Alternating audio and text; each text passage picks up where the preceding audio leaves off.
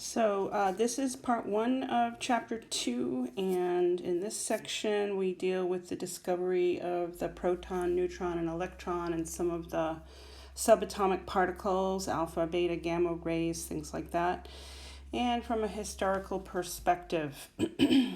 So I have a summary here on the second slide, and I have this in order of the years that these different scientists won the Nobel Prize.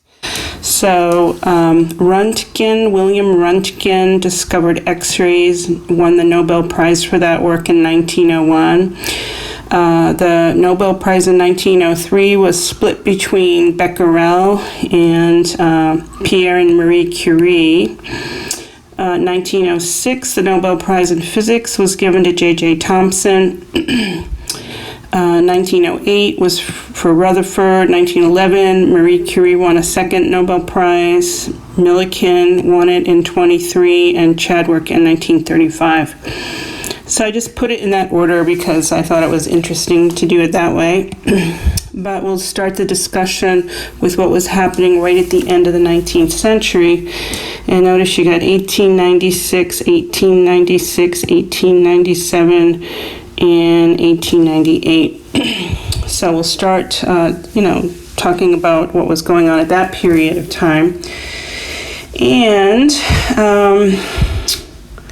it turned out that Röntgen, who discovered X-rays, and Thomson, who discovered the electron, they were using the same apparatus, and that was called the cathode ray tube.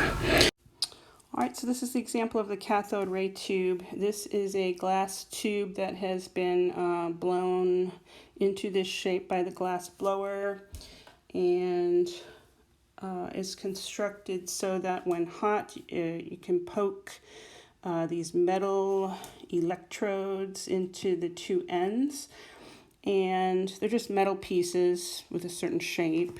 And then when it's hooked up to this high voltage power source, flip the switch, it's set up so that the left hand side is negatively charged. That's referred to as the cathode. So the cathode is the negative charge, and then over here on this side, this is going to be referred to as the anode. The positively charged electrode is the anode. It's the opposite sense of the cations and the anions. So a calcium 2+ is a cation, so the positive charge is cat. Negatively charged nitrogen, for example, would be an anion. So the sense of it is different here. The cathode in this case is negative. All right, anyway, so inside the tube, so this is all just the electrode here. Inside the tube, the inner surface of it is coated with a material that is called a phosphorescent material. It glows in the dark, but also if it's hit by any kind of high energy particles or charged particles, it'll glow. So it's a way to see what's going on in there. So the next step is just to flip the switch here, and what's observed is that there's this beam of particles or a ray of some kind of energy that's moving from negative to positive. So Thomson experimented with the beam and did another experiment where he changed the glass blower again, made a different shaped tube here. You can see this end right here is the cathode and the anode. So what I showed you in the last slide really is just this part here. So hook it up to the voltage source, and then you've got the same situation. You can see that there's some kind of a beam or a ray or a stream of something coming out. And then he put it in the presence of a magnet here. It's also possible to put an electric field across that beam as well, or run the beam through it. So you can do either one, electric field or magnetic field. And what was found was that the beam, in the absence, so when this part was turned off, the beam went straight through. In the case of the magnetic field, the beam went upward. It was attracted to the negative pole of the magnet, and so you see it moving this way. And switch the polarity of the magnet, and it'll go the other way. And then turn off the magnet, remove the magnet, and turn on the electric field here. And then the particle, the beam, I should say, is attracted to the positive. So that is telling us without a doubt that the beam is composed of something with a negative charge. So the negative charge is attracted to the north pole of the magnet, and the negative charge is attracted to the positive charge on the electric field. All right. So then he determined that it was a negatively charged stream of particles, and he called those particles the electron. So discovery of the electron. And this is J.J. Thomson.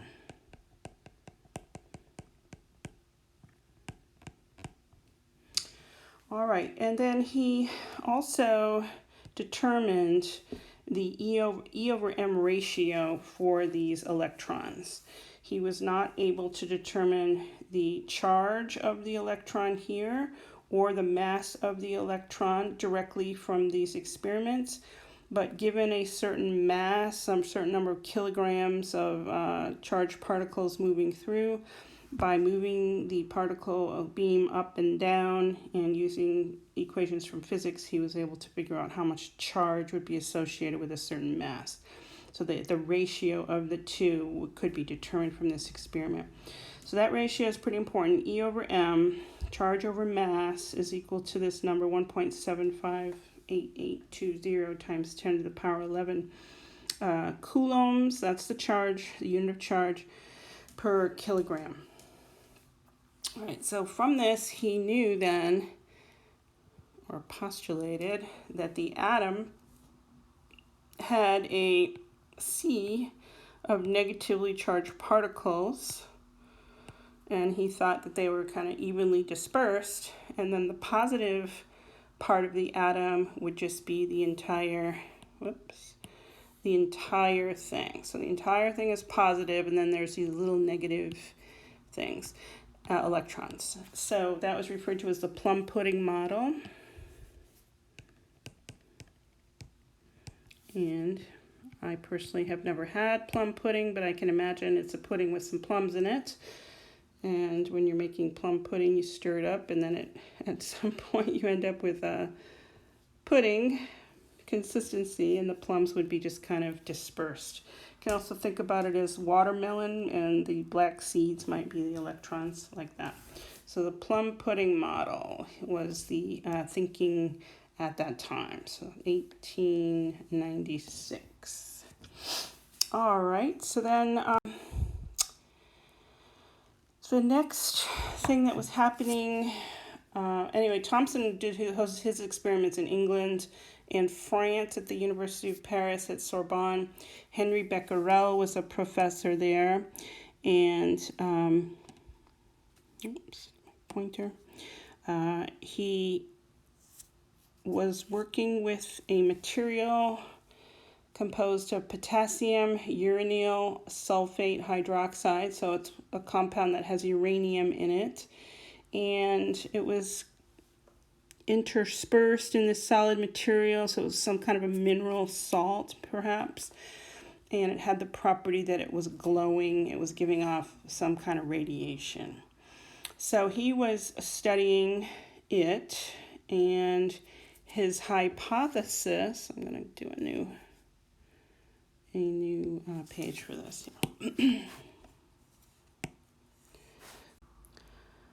And similarly, you take this radioactive material, put it in a little chamber there, put it in a lead block, so that's going to block out any kind of external radiation.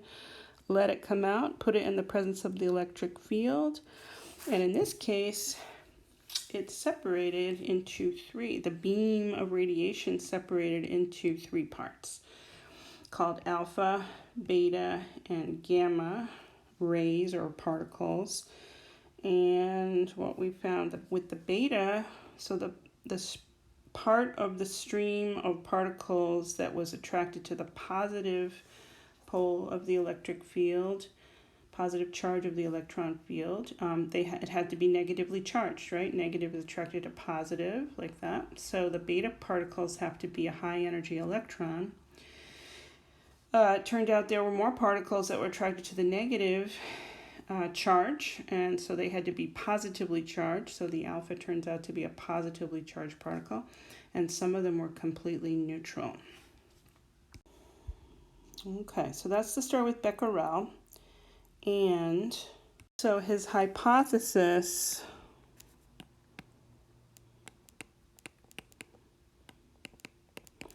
was that sunlight,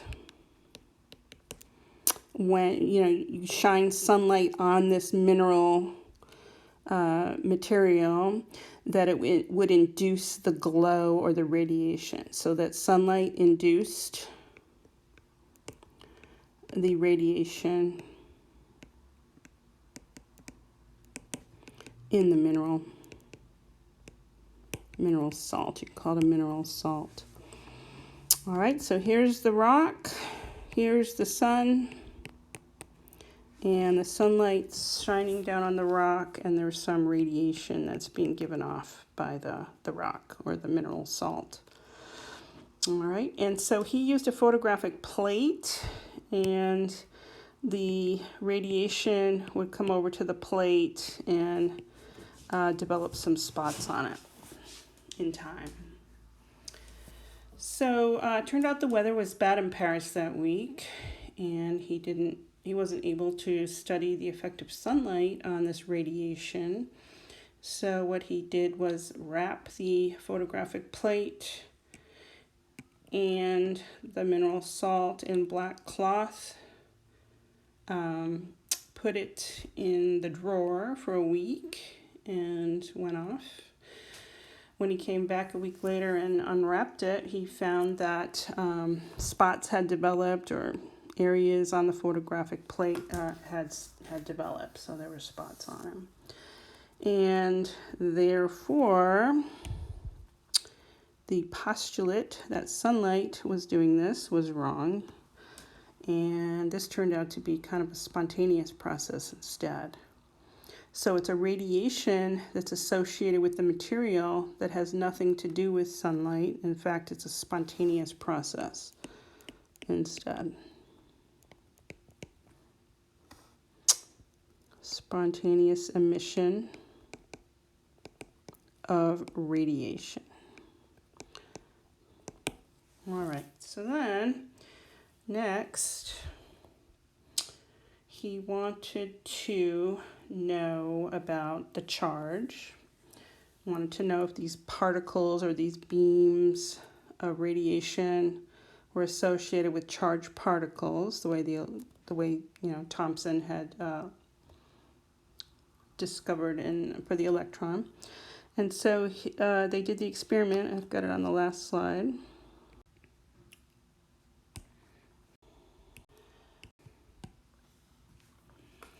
So we have alpha, beta, and gamma rays, or in particles. Alpha particles turn out to be a positively charged helium nucleus. Beta particles turns out to be an electron. Give the symbol 1, 0. It's a high energy electron. That symbol will be clearly discussed in second semester general chemistry when we talk about nuclear chemistry. But anyway, that's the symbol for the electron. Also, you got alpha as the symbol and beta for the symbol. And here's the symbol for gamma. So this is the negatively charged electron. Alpha is positively charged. And then gamma turns out to be neutral. And this is because it is electromagnetic radiation, and it's actually now known to be a part of the electromagnetic spectrum. So you have visible light, you have infrared light, visible light, ultraviolet light, X-rays, and then gamma rays. So gamma rays are very high energy. So I'll write that down here, high energy electromagnetic radiation.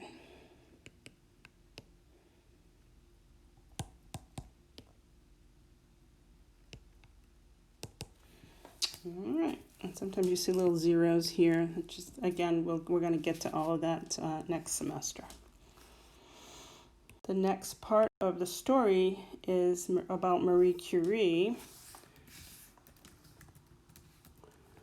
and she was from Poland, from Warsaw, Poland, and she had, the equivalent of a bachelor's degree in physics from the University of Poland.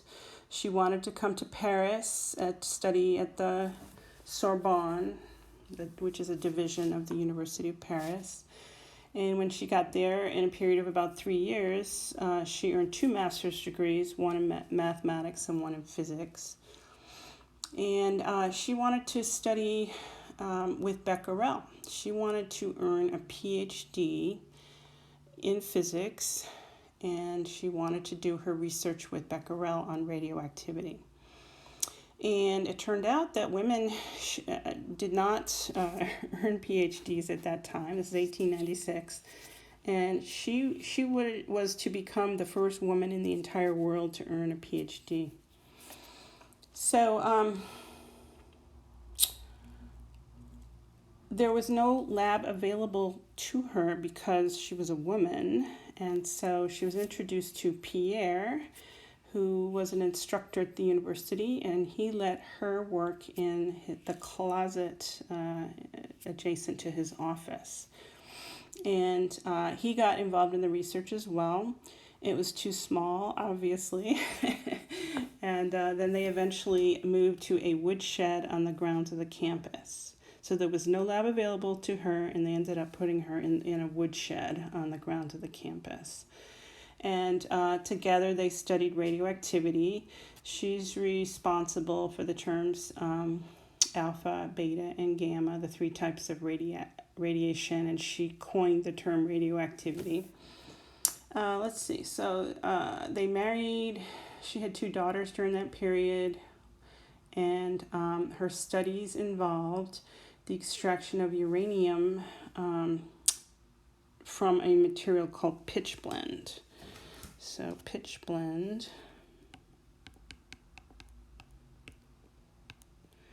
is a type of mineral that can be found in the Alps in Austria, so the Austrian Alps. And so people would mine the pitchblende and then ship it by the ton to Paris so that she could work with it. She and her husband could work with it. And the idea was to extract uranium from this substance. And you could probably go online and find pictures of her in the woodshed where she's kind of slaving over these vats of boiling liquids, and she's doing these extractions trying to get uranium out of pitchblende. So they wanted to study radioactivity from uranium.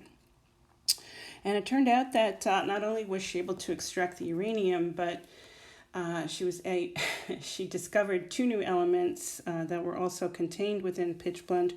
One of them is polonium, and the other one is radium. So polonium is element 84, and radium is element 88, and she discovered both of those as components in pitchblende. So it turned out that they were more radioactive than uranium. So she ended up with the Nobel Prize for that work in 1903. Actually, that Nobel Prize went half to Becquerel and half to the couple, Marie and Pierre Curie.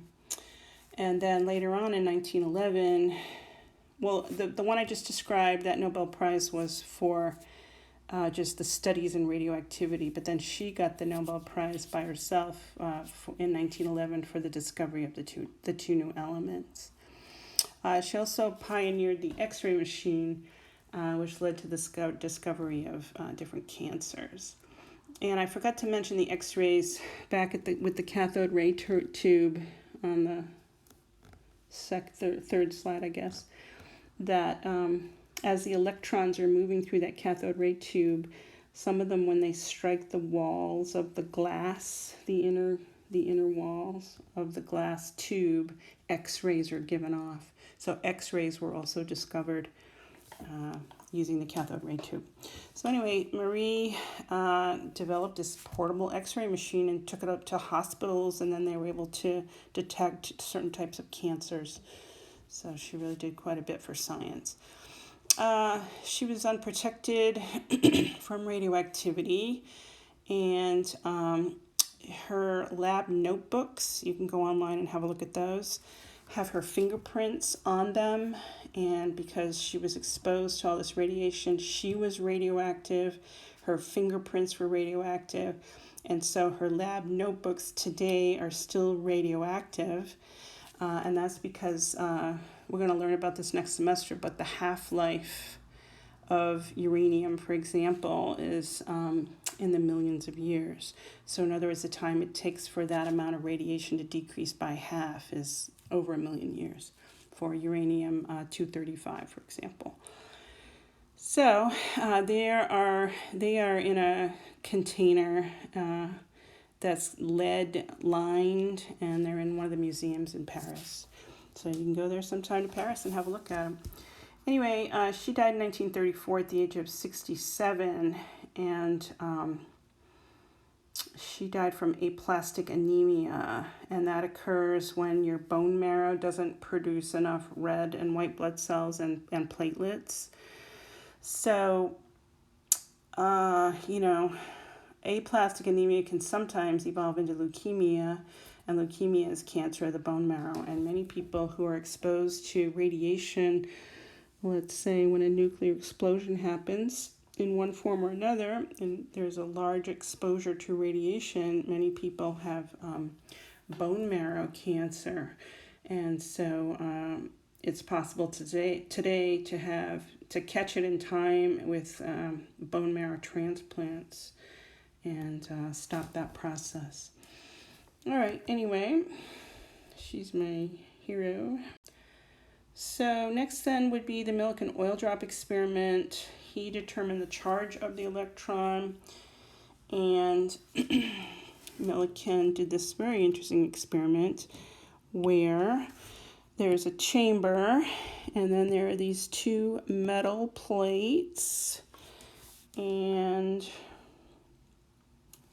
there is a voltage source here that's connected to the metal plates. Flip the switch, and the lower plate or disc, I guess, has a negative charge, and then the upper one has a positive charge. Notice the positively charged plate has the hole in it. It's possible to poke a little hole in here and then spray in some oil. So if it's very low concentration, then you've got these oil droplets that are moving around in this chamber. And then some of the oil droplets fall through the hole, and now you have this collimated stream of oil droplets. Next thing is to take some X-ray, I can't remember, actually I think it was alpha radiation, one of them anyway, that goes through the air and causes electrons to be removed from atoms in the air. So electrons come at this point and they get stuck on the oil particles, the oil droplets. So then you look through your telescope and you're dialing up the voltage here. And the idea is that you have negatively charged particles moving down. And when you flip the switch, now the negatively charged particles are going to be attracted to the positive charge here. So they want to move back up. And so it's a competition between gravitational force and this electric force, which is pulling the particles back up. So it's possible to get the exact voltage needed to get the particle to stand still. And that was the condition. So again, based on equations from physics, which we won't worry about, he was able to determine what the charge of the electron was. So 1.6 times 10 to the minus 19 coulombs quite precisely known today, but anyway, 1.6 times 10 to the minus 19. Then go back to Thomson's value for the E over M ratio, charge to mass ratio, 1.75 10 to the 11. So now you want to take coulombs and divide it by coulombs per kilogram. And of course the kilogram comes up into the numerator, right? So you have coulombs divided by coulombs per kilogram, and that's going to be a kilogram, right? Just look at the units. So from that, you divide those two, and then you're going to get the mass of the electron, it's 9.1 times 10 to the minus 31 kilograms. So charge of the electron was determined experimentally. Charge to mass ratio is determined experimentally. The mass of the electron could be calculated from those two values. So now we have the mass and the charge of the electron. All right, this is the plum pudding model that was proposed by Thomson. You have the electrons being kind of evenly dispersed throughout. And Rutherford came along a little bit later in 1911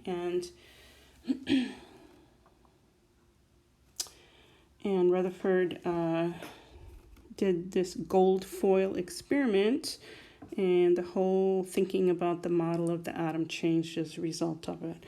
So in this case, you've got a source of alpha particles, and the alpha particles are being shot at this very thinly prepared sample of foil.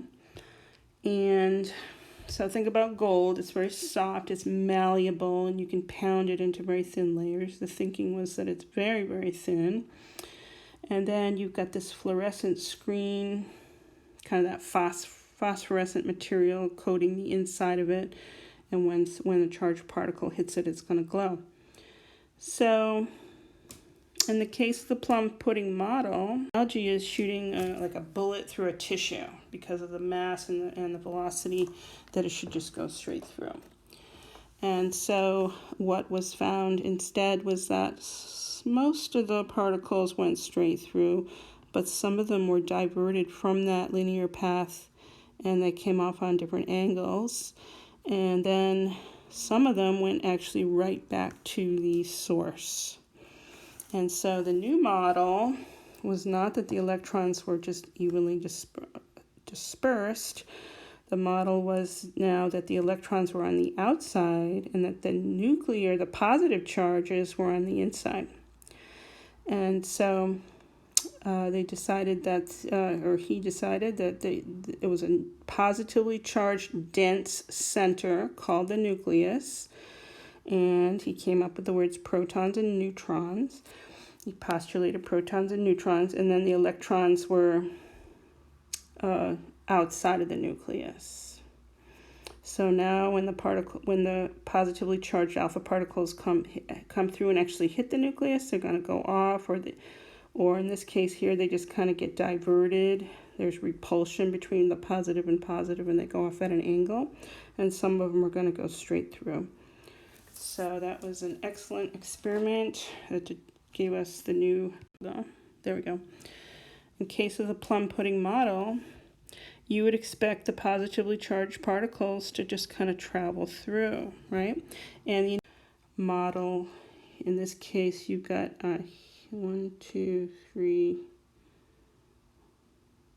I guess that would be lithium. I always thought it was helium, but I guess it's lithium. And you've got protons and neutrons in the middle, and then the whole outside here is negatively charged electrons. All right, so we think about the atom today in terms of the nuclear model, and then we know a lot of detail about the electrons and how they exist in certain positions relative to the nucleus. And next semester you'll learn about the models of the nucleus, which are similar in some ways. Okay, so then in the end, oh, I know, hold on, one more thing here, that Rutherford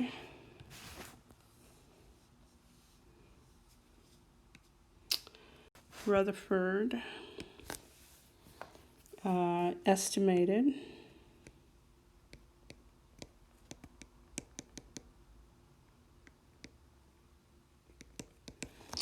that the diameter of the nucleus is about 10 to the minus 13 centimeters. Think about that.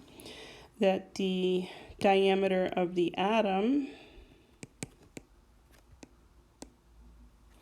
is about 10 to the minus 8 centimeters, and that the density of the nucleus, or the nuclear density, is, and think about this number, 10 to the 14 grams per cubic centimeter. So a cubic centimeter is like a milliliter, right? If you have a milliliter of nuclear particles, then the mass is going to be 10 to the 14 grams. It's hard to think about it that way, but that's very dense. If you compare the diameter of the nucleus to the diameter of the atom, an analogy might be that the nucleus might be the size of a grape, for example, and based on these numbers, you could say the electron would be about a mile away. All right, and then the final, oops, where's my plum pudding model? Right here is a summary of what we know about electrons, protons, and neutrons. So the electron, this is in grams. I think we're using kilograms, 10 to the minus 31 kilograms, but this one's in grams. 9.1, 10 to the minus 28 grams. Proton, look at the difference in the mass here. Protons and neutrons are around 10 to the minus 24 grams. So that ratio is actually about 1,800. So the proton and neutrons are about 1,800 times more massive than the electron.